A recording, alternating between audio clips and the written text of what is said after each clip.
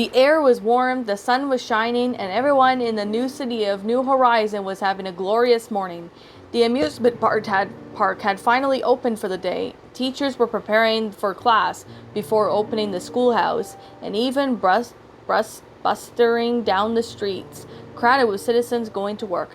Everyone seemed to have found somewhere a specific place to be, except for Mayor Sapphire of Nookville, who was laying back in the foam memory bed in a very large apartment where she and Isabella were living in after their rescue from the Forbidden Zone.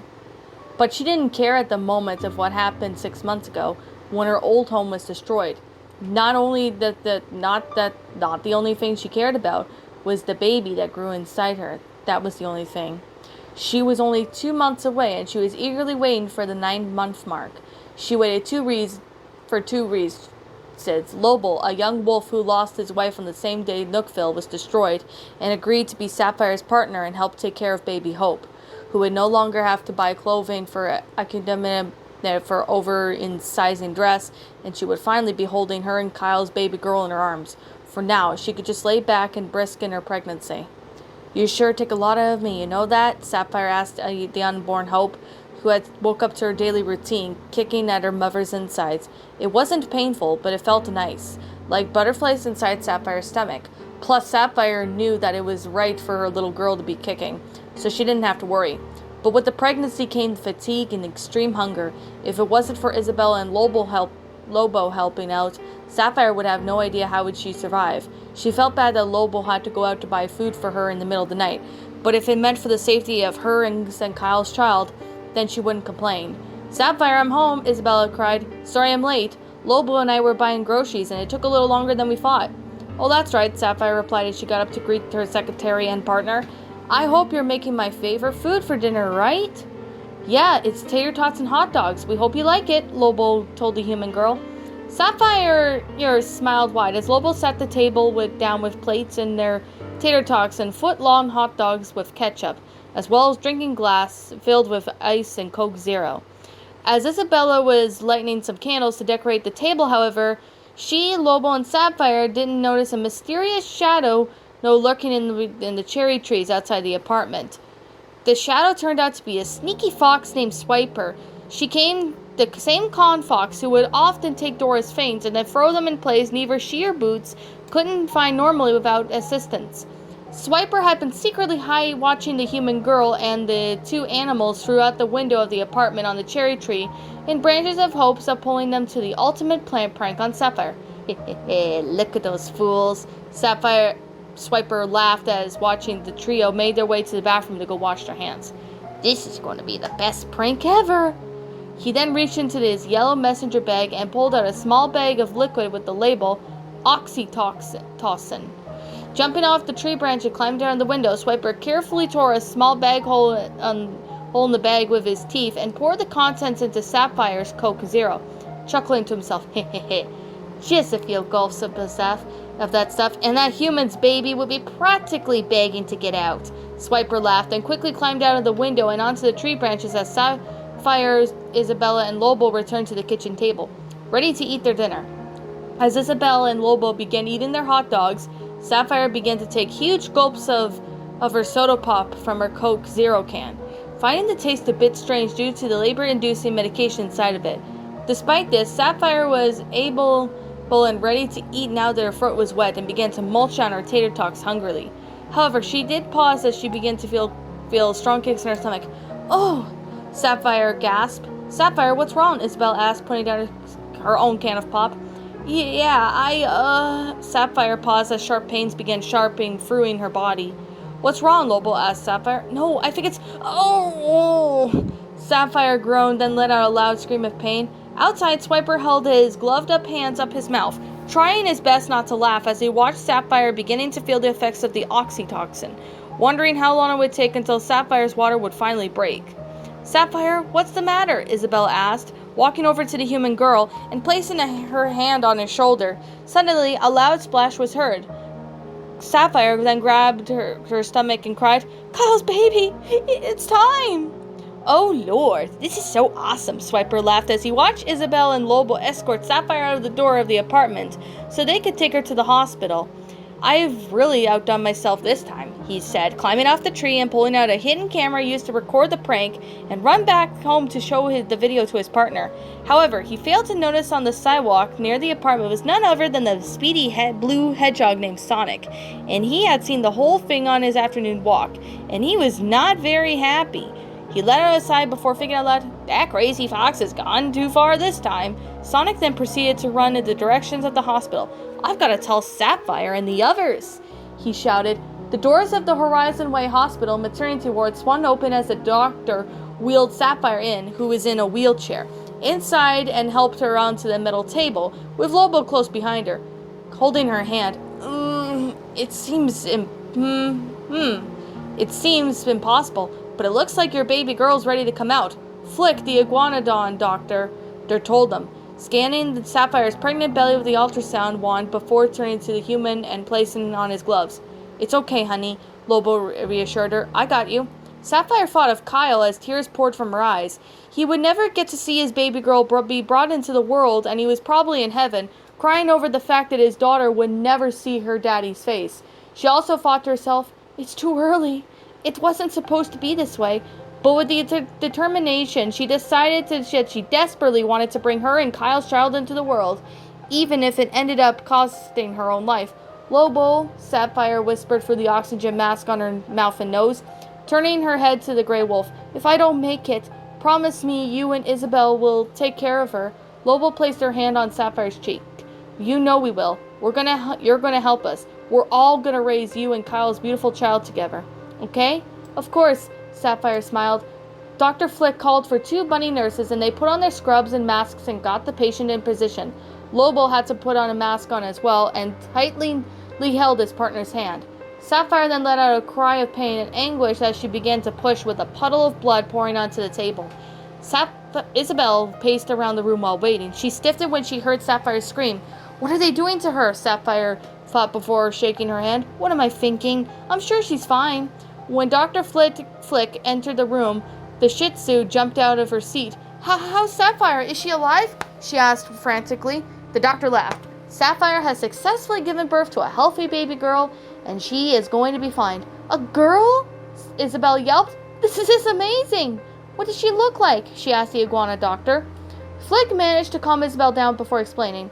"The baby girl is a little wolf pup who has light brown fur and dark brown accessories around the eyes, such as her snout and Sapphire's brown eyes." A large toothy grin painted itself across Isabel's face as a wave of relief washed over her. "Oh, that's great," she cried. "I'm glad that you feel that way," Dr. Flick told the young Shih Tzu.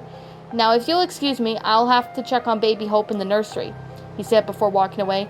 Isabel was about to make her way to Sapphire, Lobo's room, to congratulate them, when she suddenly was stopped by an ill-tempered cry of, "Wait!" The Shih Tzu turned around to see Sonic running towards her before skidding to a halt. "Well, hello," she greeted. "What brings you to Horizon Way Hospital? And why were you running so fast?" Sonic took a deep breath before explaining that back in the apartment, which caused Isabel's eyes to go wide. "So wait, you're saying that a fox named Swiper has spiked Sapphire's Coke Zero with oxytocin, which caused her to go into premature labor, and now he's uploading that video, what he's done on YouTube?" she asked. "Yes, ma'am," Sonic replied, nodding his head. "That's why I came here." This had caused Isabel's face to become red with rage. "Nobody messes with my friend and her partner gets away with it," she growled. She had been seen Swiper do too many insane things over the years, but this took the cake. He doesn't know what's stealing from him from the hospital and drugging an innocent woman is against the law. Sonic then proceeded to call the cops as Isabella made her way to Sapphire and Lobo's room to inform them about what happened back at the apartment. Inside the home of Swiper, a breaking news report came on television which caught the eye of everyone's attention in the city who was watching it in their homes. The news reporter was none other than Tom Tucker from Family Guy. "Good evening, I'm Tom Tucker. We just received word from the police of the chief of the New Horizon that a certain fox with blue gloves and a blue bandana is responsible for spiking a local resident, Sapphire Wolf's Coke Zero, with oxytocin, which has caused her to go into premature labor with a baby girl, and her culprit is none other than 13-year-old Swiper Perlon." A street reporter, Trisha Tankwan, Will you give the details here? Trisha Tekwan stepped out into a large mugshot of Swiper and then said, Tom, I'm standing right here in New Horizon City in Glowport. Aisles of the mugshot about the culprit's responsibility for spiking Sapphire's soda, which had caused her to go abruptly into labor with her child. This here is my hands, this is the mugshot, and if any of you citizens see this fox, you are advised alert to local the police department immediately, as you are advised not to leave your food out of sight, or if you're about to eat dinner. If you do so, you run the risk of Swiper coming into your house and spiking your beverage with oxytocin, which will cause you or your expected spouse to go into premature labor. And we don't want any of that, do we? Once the news reported and ended, Swiper had immediately turned off the TV and thought, oh man, what have I done? I didn't mean to make a big deal out of this. It was just a harmless prank that I posted onto YouTube just for a laugh. Because of this, Sapphire grabbed his suitcase and jumped out of his foxhole, and then ran in the street in a panic. Without noticing, everyone was staring angrily at him. Amongst the crowd was Miss Wickle, associate of Offer Foundation of the Anola region, who is taking a trip to New Horizon City for a much-needed vacation after boss, Lucimet, who is saved from Team Rainbow Rocket by her daughter, Lily, and her young girl named Moon. And she just happened to notice Swiper running down the road and look of fear and regret in his eyes. Hey, you are that fox that spiked that poor mother's Diet Coke with labor-inducing medicine, she shouted to Swiper, pointing at the sneaky fox. And I regret doing that, Swiper called as he ran away, beds of sweat pouring from his eyes. There he is, get him! The international police chief shouted as a squad of policemen pointed the direction that Swiper was heading, which causes a SWAT team vehicles to turn on their sirens and drive towards him. Oh crap, I better get out of here! Swiper gulped as he dropped his suitcase and began running down the street like a boy on a bag of sugar. But he doesn't get too far, as he soon was tackled by none other than Nick Wilde and his partner or wife, Judy Hops. Swiper, you're in big trouble, mister. Her looking down, growled, walking around towards the free animals. You are under arrest for breaking and entering into a woman's home, stealing medication from the hospital, Swiper, Judy declared. Not to mention causing an innocent-to-be mother to go into premature labor, Nick added. Wario all looked around and tried for a route to escape, but his options seemed very slim at this point. Both sides were completely surrounded with cop cars, and there was no way he could get through the yard without behind him. It just saw big German Shepherd dogs running towards him. Swiper eventually sighed and accepted in defeat, seeing that there was no way out of this. I've already regret what I have done. I've deserved it, Swiper muttered sadly as Nick and Judy and Looker approached him.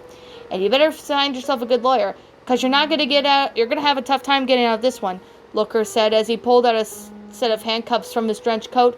As they all watched from the window of Sapphire's hospital room, they were laughing as they watched Swiper being loaded onto the back of the police car. Isabel, Sonic, Lobo, and all turned to Sapphire, who is holding the sleepy baby Hope in her arms, with the look of relief on her face.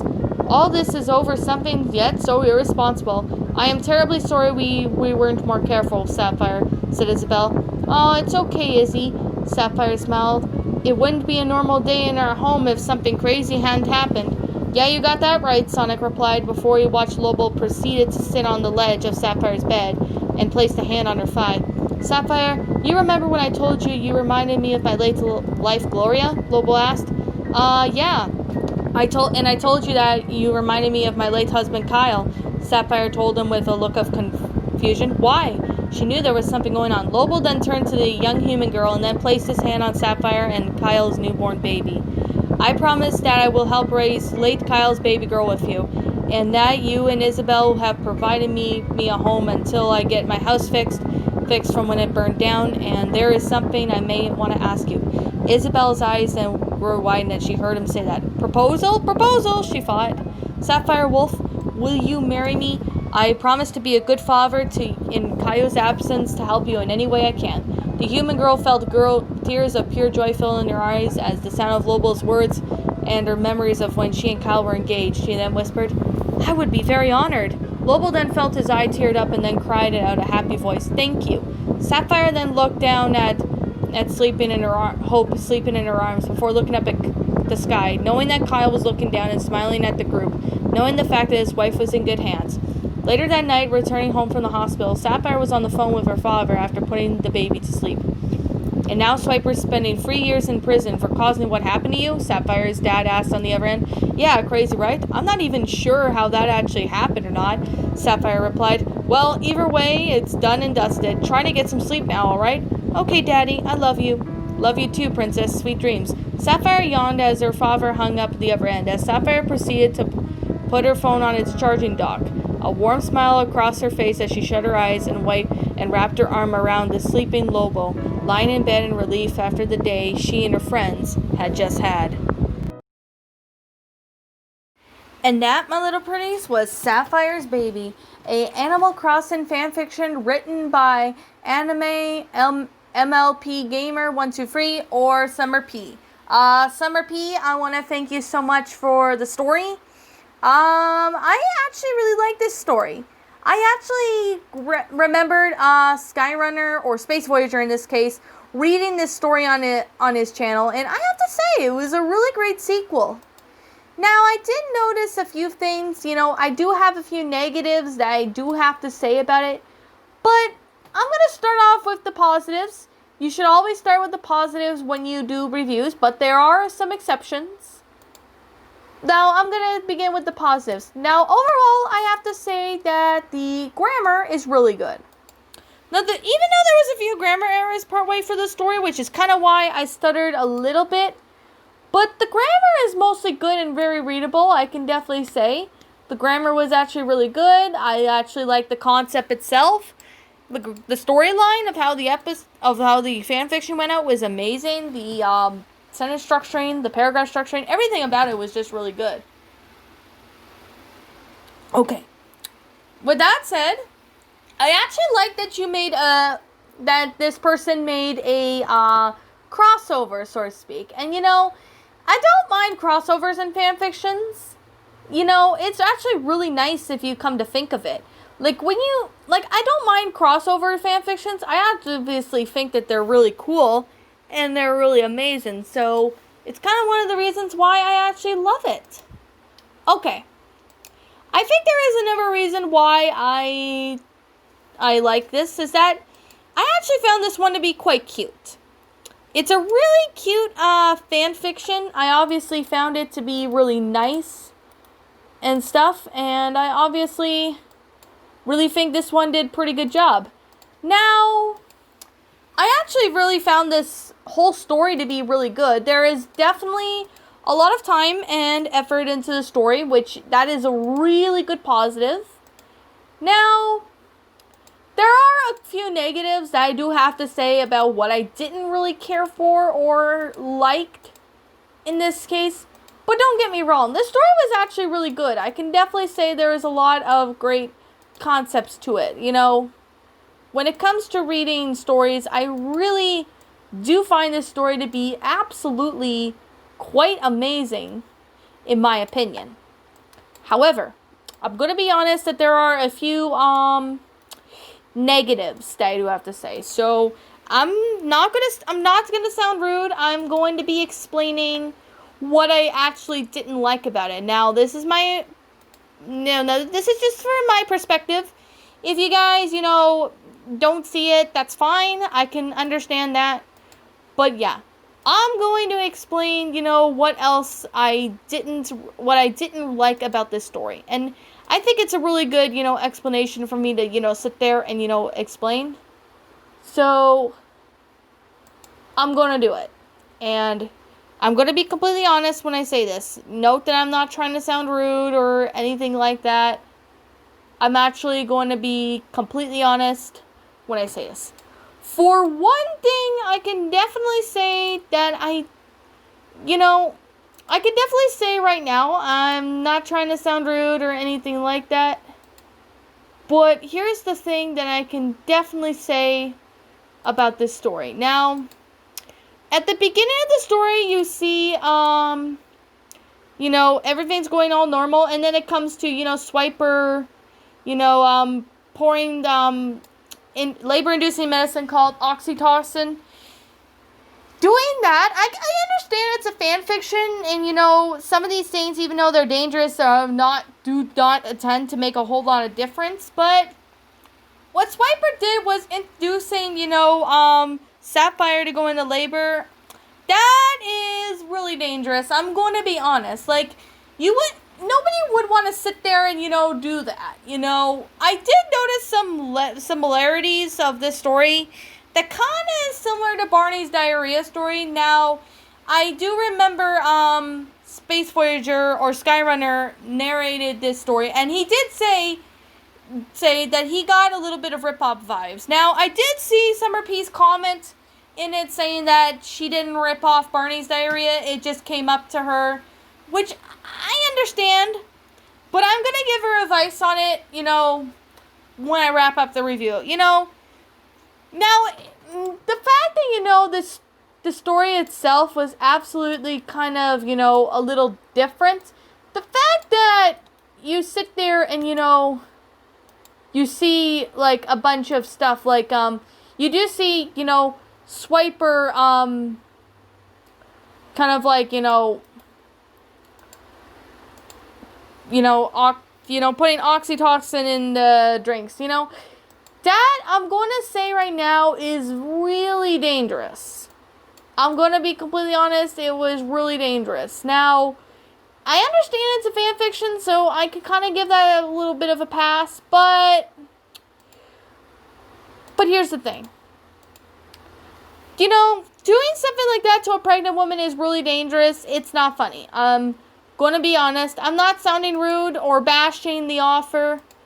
I'm just only saying it for the truth. Now, however, there's another reason why I didn't really care about this story. Well, no, not that I care about it, but there's another issue that I do have with the story.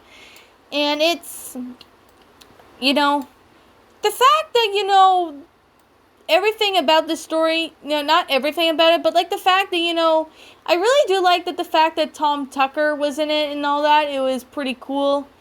And, you know, the only problem I did have to say was some of like the sentences and some of the things are kind of similar to, similar to Barney's diarrhea. Now, I remember Space Voyager did say not to rip off any stories. I'm not saying this person did. I'm not trying to attack anybody here. I'm just saying, you know, here's a lesson for you all. And I'm going to be honest. Now, one thing I could definitely say is that you never do plagiarize a story. You never rip off other stories. Because, you know, it's the lazy man's way out. And that's what Shadow Reader did say. I do remember him saying that in one of his reviews. I think it was the Krusty the Cat one, but I could be wrong. But, you know, it was on his old channel a long time ago. Now, I understand this person did not rip off Barney's diarrhea, which is good. I'm really impressed that she didn't do that. But maybe it could be changed up a little bit. Like, what could have been done better is instead of, you know, Swiper doing something really dangerous in that point, maybe Swiper could, you know, do something else, like stealing something from, you know, Sapphire's house, like maybe steal jewelry or something, just to kind of give an example. And then he runs off, and then they try to find him and get it back, you know. That way, it would have, you know, been a lot better.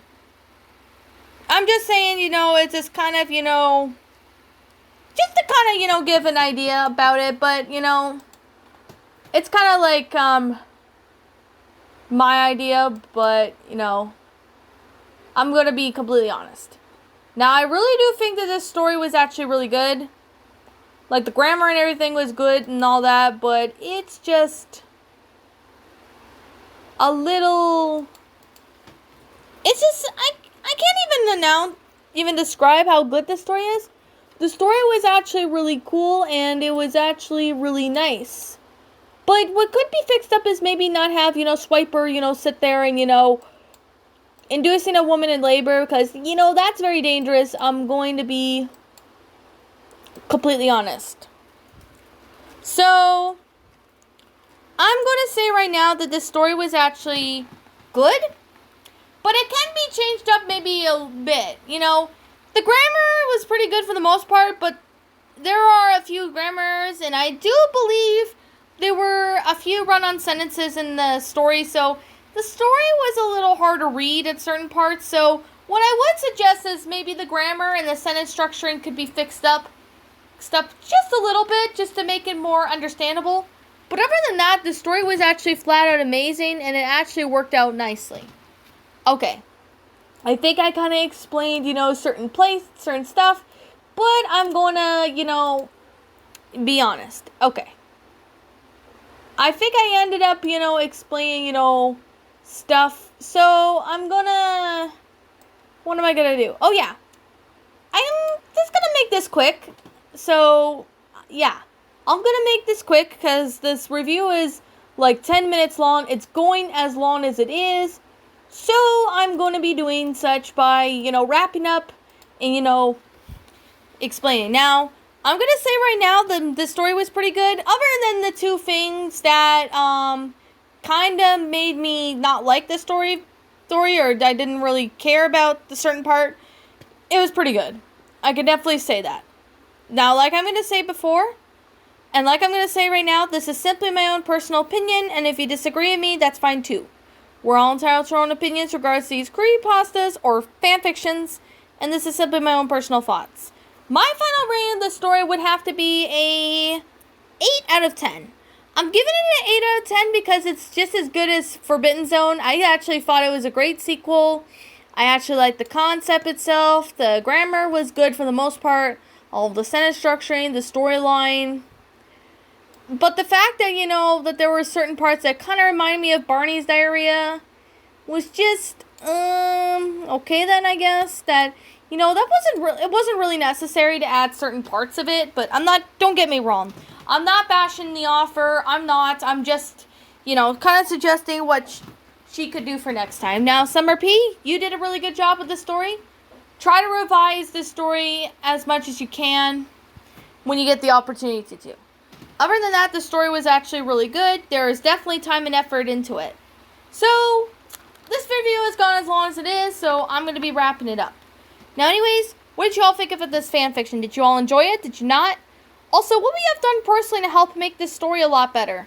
Leave me now what your thoughts are down in the comment section down below. I'm the Queen of Lions. Thank you so much for watching today's episode.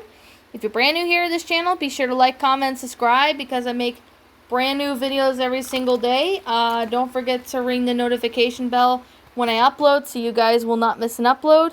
And like always, please roll the outro because I'm out of here and I'll be seeing you all in the next video. Peace